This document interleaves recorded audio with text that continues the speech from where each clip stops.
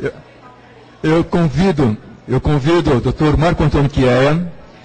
Ele vai fazer a apresentação, o resumo daquilo que foi dito a respeito de causas da esclerose lateral amiotrófica e como que nós podemos interferir na evolução desta enfermidade, no tocante aos aspectos, a proteção da doença e não só o que fazer para melhorar o dia a dia dos indivíduos. Marcão.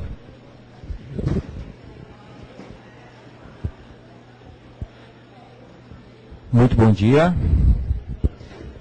Bom, eu vou tentar dar uma atualizada em vocês, então, a respeito da etiologia, fisiopatogenia da esclerose lateral. Depois eu vou, não só sobre a esclerose lateral, sobre outras doenças do neurônio motor também, sobre os determinados tipos. Aqui as apresentações vão estar, as maiorias vão estar em inglês, porque o congresso é dado em inglês, e a gente vai tentar exemplificar para vocês. Depois nós vamos terminar falando um pouquinho sobre os tratamentos também. Tá? Então eu vou ser bem rápido nas explicações, porque a gente tem que falar rápido, porque são muitas explicações, são muitas aulas seguidas. Depois a gente vai parar para tirar dúvida de vocês no final. Vocês vão anotando aí, depois a gente vai tentar elucidar para vocês as dúvidas que surgirem, tudo bem? Bom, essa aqui, vocês conhecem a Opera Hall em Sydney, que eu acho que é o monumento mais famoso da cidade. Está passando aqui? Opa, isso. Bom, esclerose lateral amiotrófica descrita por Govers, na verdade, é uma doença que vai progredindo, vai afetando progressivamente os membros, de um lado para o outro, e acometendo as raízes motoras de modo progressivo. É uma doença degenerativa progressiva. Então, a doença descrita por Charcot, ela depois foi sendo elucidada, do ponto de vista motor, por vários neurologistas. Aqui é um diapositivo que vai mostrando progressivamente como os neurologistas e os outros médicos clínicos que fazem anatomia, os histologistas, foram contribuindo até hoje para a gente descobrir um pouquinho sobre a etiologia da doença, e os vários países, os vários médicos foram contribuindo para a gente ter o que é hoje, que é a esclerose lateral amiotrófica. Você vê que tudo começa desde 1870, até 1940 a gente teve alguns marcos com Jasper, Penfield, e desde Berlim e com Hirschfeld a gente teve os primeiros dados anatomopatológicos da doença. É uma doença que tem uma distribuição no corno anterior da medula. Os achados anatomopatológicos são variados. E a distribuição é bem localizada, mas é uma perda dos neurônios, ela é feita de uma forma difusa. A gente tenta, às vezes, localizar a perda da esclerose lateral amiotrófica em algum local da medula.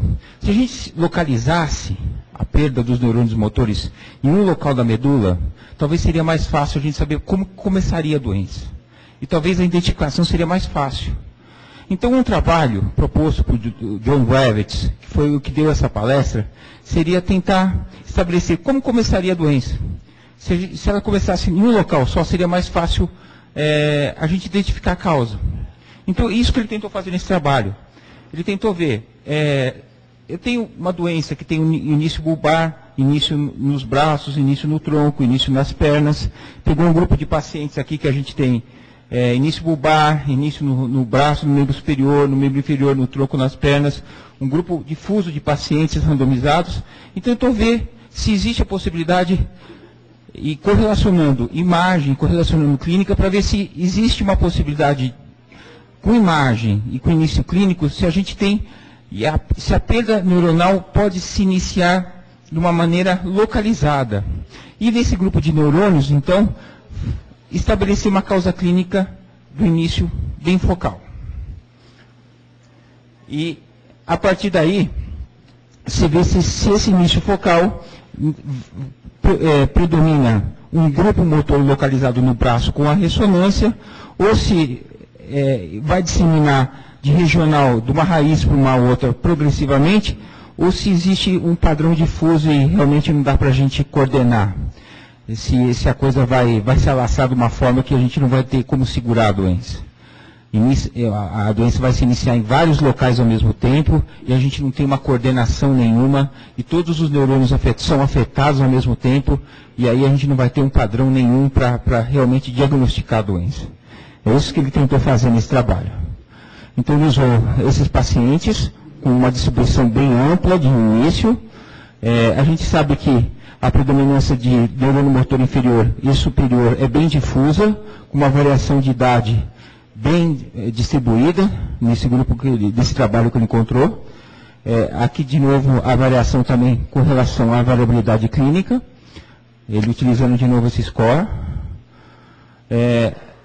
E aí o grupo de pacientes nos membros superiores, nos braços, tanto contralateral e ipsilateral foi um pouco variável. A gente nota que nos membros superiores, para o mesmo lado, né, o início nos membros superiores de um lado, indo para o lado contralateral, para o ipsilateral, é um pouquinho diferente. Por exemplo, quando a pessoa começa por um lado de um braço, a doença vai para o outro braço, mais do que progride para o mesmo lado. Isso ele chamou a atenção nesse trabalho dele.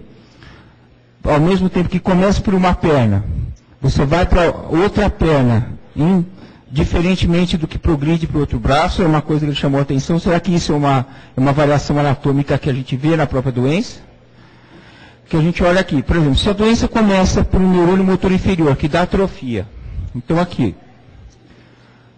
a gente começou com uma atrofia, uma fasciculação, que é uma atrofia, em 85% do membro superior. Na maioria dos casos, ela vai progredir para o lado contralateral, não vai para o outro membro inferior. E se ela começa por neurônio motor superior, que é com espasticidade, aumento de reflexo, ela, proporcionalmente, ela vai passar para os outros membros. Então não existe uma explicação lógica para a esclerose lateral amiotrófica, na verdade. Se ela começa por neurônio motor inferior, ela obedece um padrão. Se ela começa com atrofia, ela vai obedecer um padrão para ir para o lado contralateral. Se ela começa pelo neurônio motor superior, ela vai se distribuir para todos os lados igualmente. E isso chamou a atenção para a gente não ter uma distribuição clara. Com relação ao estudo por ressonância, ele tentou determinar o que ele observou no estudo clínico por ressonância. Vendo esse estudo que ele observou clinicamente, ele tentou ver por ressonância. E existe uma dessincronização, na verdade. A lesão vai para um lado, vai para o outro, mas de uma maneira dessincrônica. E os achados de anatomia e tronco do mesmo lado. Se você vai estudar, está desincronizado. Isso já foi estudado anteriormente em alguns trabalhos.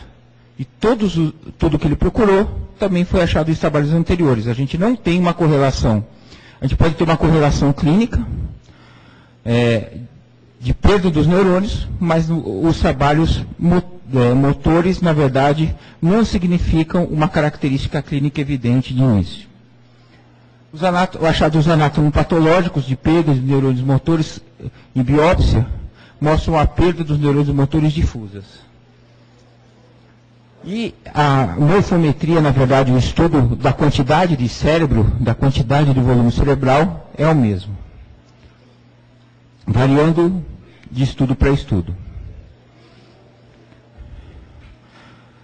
Se você estudar a nível bulbar, a nível de tronco e a nível de membro inferior, a gente observa que a nível de tronco, a população regional de neurônio é um pouco maior. Talvez porque a perda de neurônio é um pouco menor e o equilíbrio de tronco seja um pouco mais preservado ao longo do tempo.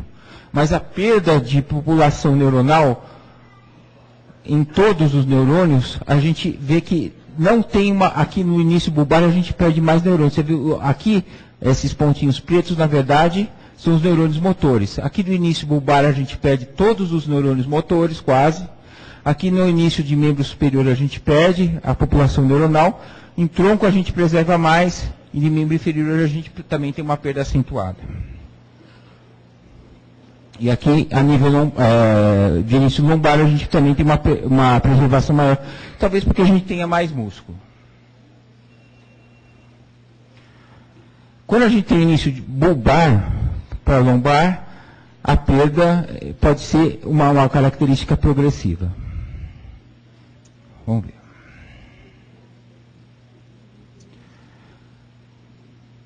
Aqui um estudo familiar mostrando também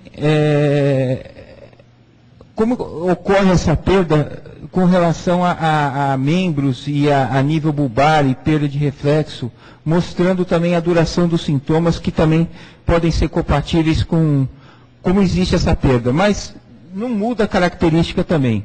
A perda é gradual e focal.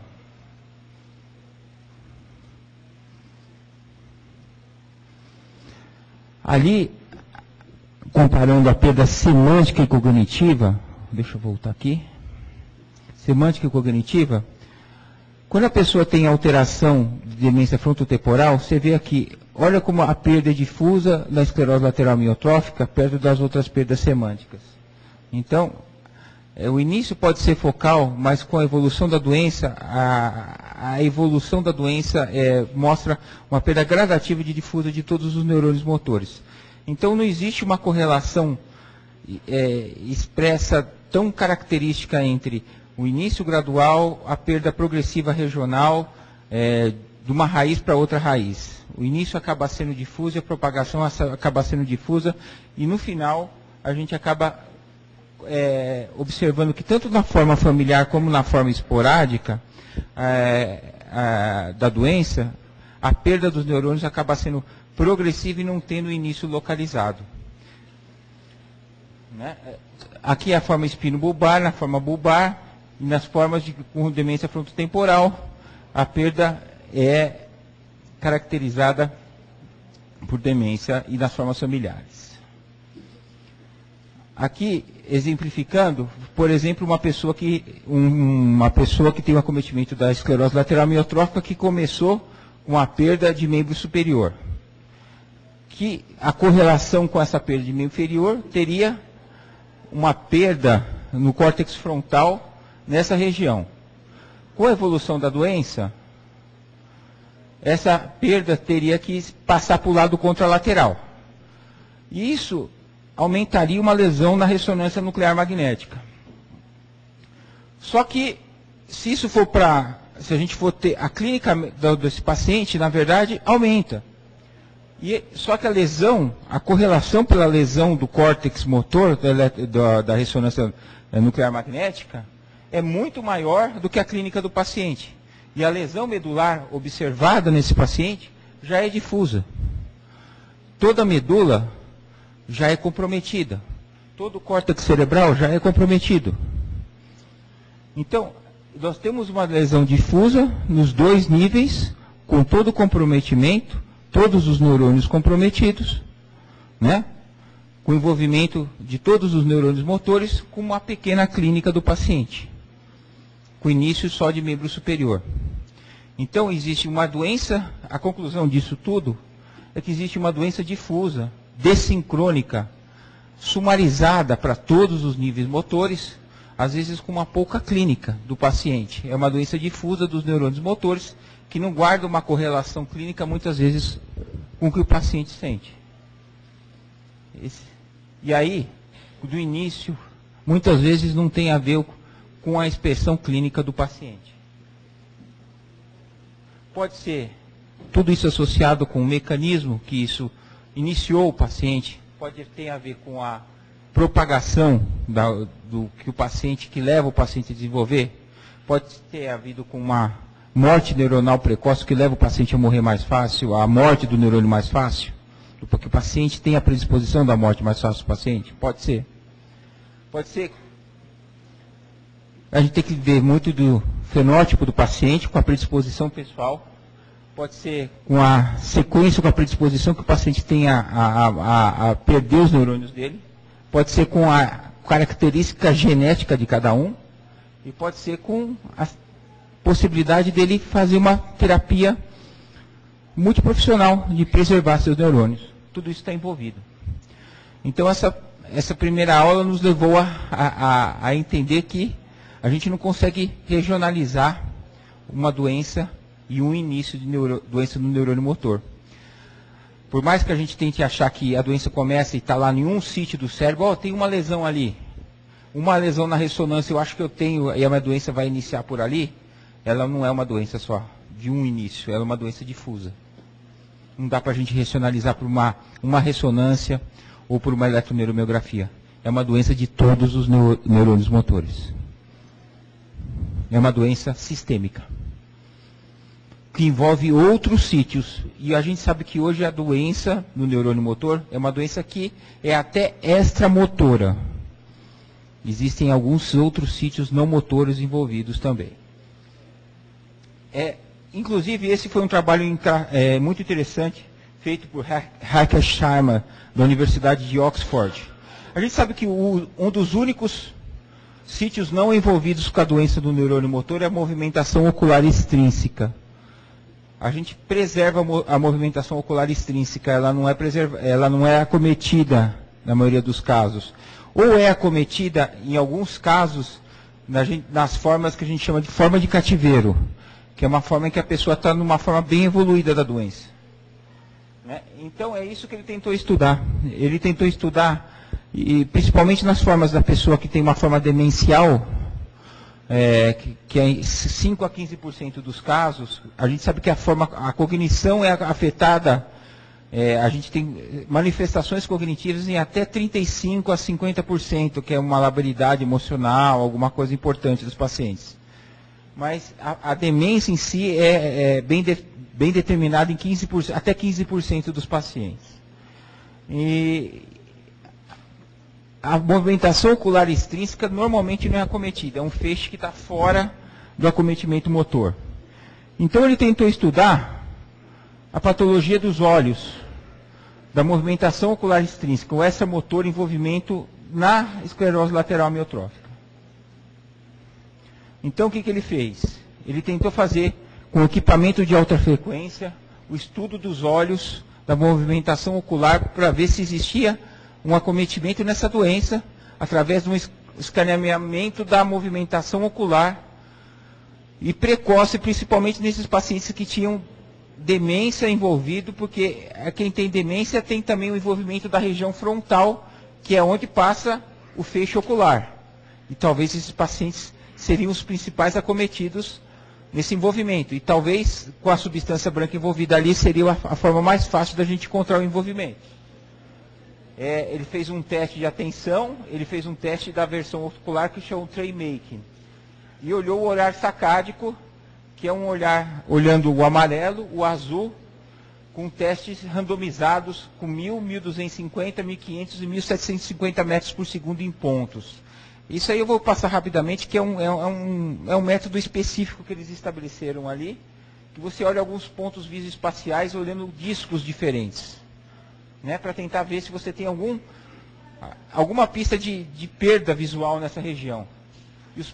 E esses pontos são estabelecidos para ver se você tem alguma perda visual específica.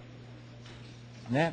E foi um grupo bem heterogêneo de pacientes com doença do neurônio motor, com esclerose lateral amiotrófica, 25 homens, a idade média, 6 mulheres, a idade média de 61 a 11, doenças variando de 58 a mais ou menos 36 meses, com escala bem definida. 5 pacientes tinham esclerose lateral primária, que é uma doença que afeta essencialmente o trato córtico espinhal, que pode ter envolvimento cerebral. E o resultado do olhar pós-sacádico, aqui é uma comparação do grupo de esclerose lateral primária, o controle e pacientes com esclerose lateral amiotrófica. Todas essas evidências, tanto os controles como os pacientes, olharam com a memória visoespacial essa evolução. Aí o olhar desses pacientes mostraram que, mesmo com esses estudos, um acompanhamento, todos esses pontos, não se encontraram alterações no olhar, na movimentação ocular extrínseca no controle desses pacientes. O trato córtico espinhal, mesmo acometido o trato córtico motor, a movimentação ocular extrínseca, você tem que fazer um controle muito maior, porque a gente não vê movimentação no olhar pós-sacádico, que é olhar rápido de movimentação, de troca de olho de um lado para outro, de um olhar para outro, e a movimentação ocular está preservada no olhar, na movimentação e na rapidez de troca de olhar de um lado para outro. Então, aquele método de comunicação visual que a gente utiliza, de troca, é um método que a gente pode investir. Porque isso, a tendência é não mudar.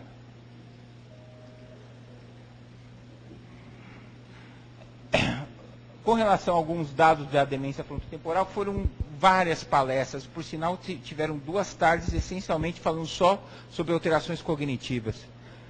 As alterações cognitivas variam muito, mas a tendência é ficar naquela alteração entre 5% a 15% também. Estão relacionadas a TDP-43, que é aquela proteína que acumula e provoca a doença do neurônio motor forma familiar, normalmente em torno de 9% dos casos de forma familiar, 10% dos casos. A gente tem a forma com afasia, com alteração comportamental, bem determinada, nesse estudo da Pensilvânia, 12,5 pacientes apresentam demência frontotemporal com esclerose lateral amiotrófica. Né? Existe a patologia relacionada a TDP-43, relacionada a uma proteína chamada tau, a placas neuríticas, que são as que causam a doença de Alzheimer, e a TDP-43 mais o Alzheimer puro é raro, também é uma coisa muito rara. A patologia, o achato neuropatológico relacionado à esclerose lateral amiotrófica e a TDP-43 com a demência frontotemporal, a imagem é essa, né? Com a perda neuronal progressiva a gente tem isso aí. E com relação à diminuição cognitiva na esclerose lateral amiotrófica, eu notei alguns pontos. A gente tem que olhar a fraqueza motora progressiva, associada à disartria e à perda da fluência verbal, principalmente nas formas bulbares.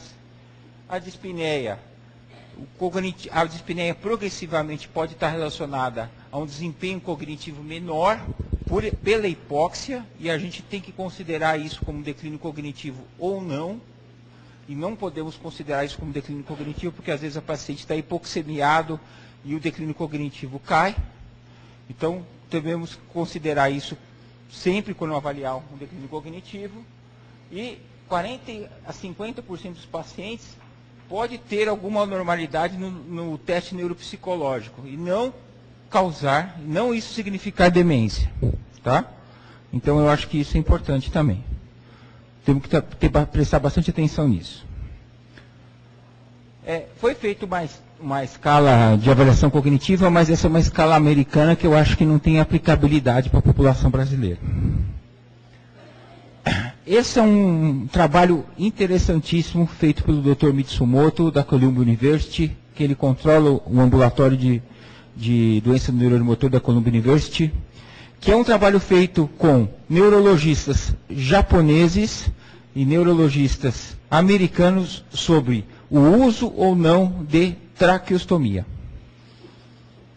nos pacientes que têm distúrbio ventilatório numa fase evolutiva. Vamos optar ou não por fazer traqueostomia. Será que vale a pena ou não fazer traqueostomia?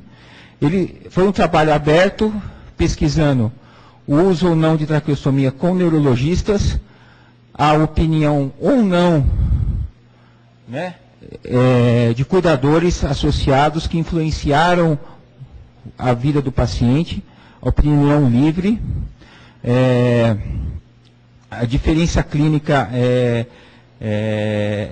e de uso era muito variada.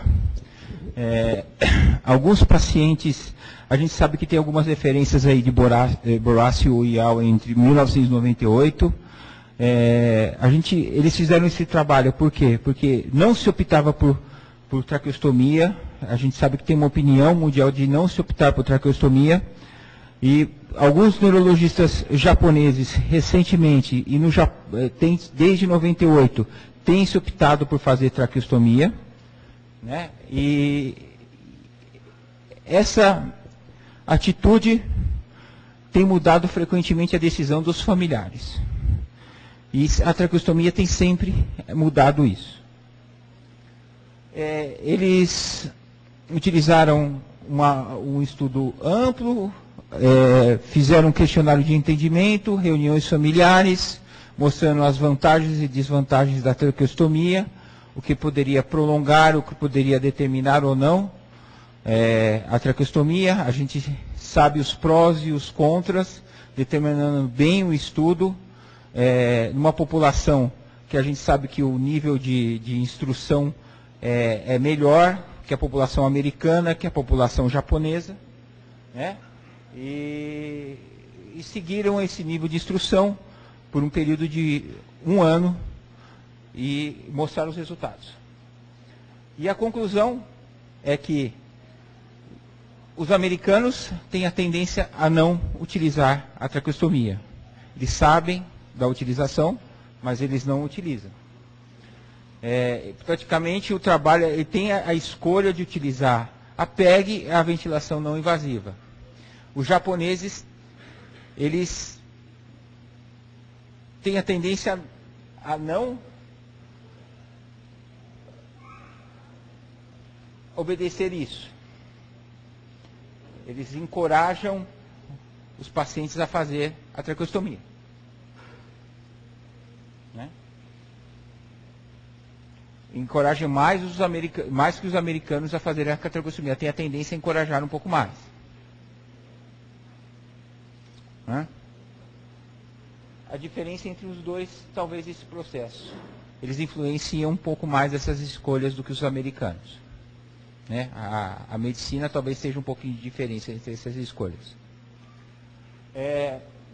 Talvez as tradições entre os países influenciam um pouco essas escolhas, só que isso não cabe muito a julgar a gente o que é certo e o que é errado. Existe muito uma predileção pessoal entre um e outro. Isso virou um tema de polêmica, é mais uma decisão e mais uma diferença cultural, mais o que promove um ou outro. A gente trouxe aqui mais para deixar para uma inclusão para vocês.